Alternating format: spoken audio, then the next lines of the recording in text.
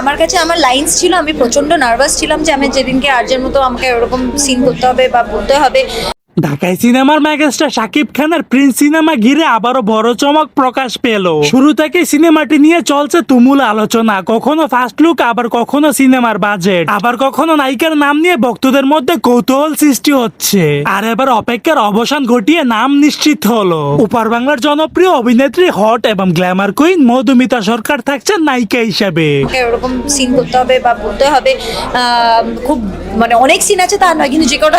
মজার ব্যাপার হলো মধুমিতা সরকার নিজেই নাকি বিশ্বাস করতে পারছিলেন না তিনি শাকিব খানের বিপরীতে কাজ করবেন। শাকিবের মতো সুপারস্টারের নায়িকা হওয়া তার কাছে ছিল স্বপ্নের মতো। তবে সিনেমাটির গল্পের চাহিদা আর চরিত্রের গভীরতা বিচার করেই পরিচালক বেছে নিয়েছে মধুমিতা সরকারকে।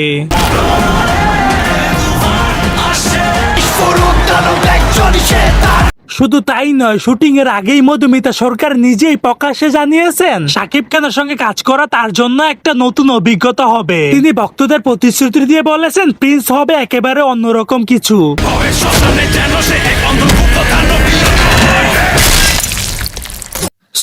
দর্শক, আজকের এই ভিডিওটি এই পর্যন্ত। যদি ভিডিওটি ভালো লেগে থাকে তাহলে ভিডিওতে একটা লাইক, একটা কমেন্ট আর অবশ্যই চ্যানেলটি সাবস্ক্রাইব করে রাখবেন।